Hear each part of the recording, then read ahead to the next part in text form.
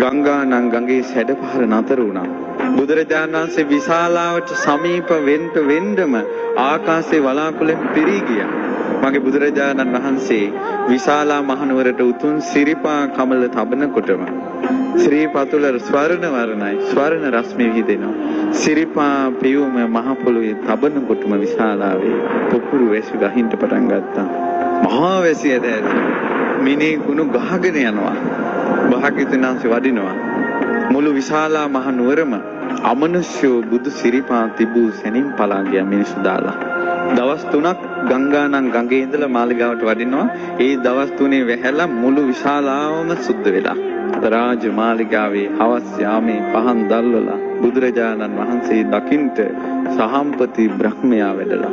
සක්‍ර දේවේන්ද්‍රයා 120 රියන් ජයතුරා සංකනාදී පිමිනවා. සතරවරන් දෙවියෝ අරන් ගන්නවා. ඉන්ද්‍ර සෝමහරදී දෙවිවරු වෙනවා. බලවත් දෙවිවරු පැමිණෙනවා කියලා යමක් ඇද්ද? නීච තුච්ච භූතයෝ විශාලා මහනුවරින් ඈතට ගියා. තවම රතන සූත්‍රය දේශනා කරලද? බුදුරජාණන් වහන්සේගේ පුතුම් පාත්‍ර ධාතුට පිරිසිදු පෙන් ඇතිව අපේ ආනන්ද ස්වාමීන් වහන්සේ වැඩ ඉන්නවා.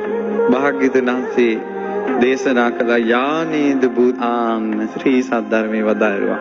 බුදුරජාණන් වහන්සේ වදාලා යානේද භූතානි සමාගතානි බුම්මා නිවායා නිවන් තලිකේ. යානේද භූතානි යම් භූතයෝ සමාගතානි රැස් වෙලා ඉන්නවනේව. බුදුරජාණන් වහන්සේ වදාලා පොළොවේ තහසේ දෙවිවරු රැස් වෙලානේ. බුදුරජාණන් වහන්සේ වදාලා සබ්බේව භූතා සුමනා භවන්තු. මේ සියලුම භූතයෝ මේ දෙවිවරු සුමනා සෝපත් වේවා. සෝපත් සිත් ඇත්තෝ විත්වා. තුන් ලෝකීටම පතුරන මහා මෛත්‍රී නිධානයේ ඇති තථාගතයන් වහන්සේ ඉස්සලාම මෛත්‍රිය පැතුරුවා. අර ආකාශයේ පොළොවේ ඉන්න දෙවිවරුන්ගේ ශරීර සීතල වෙලා ගියා.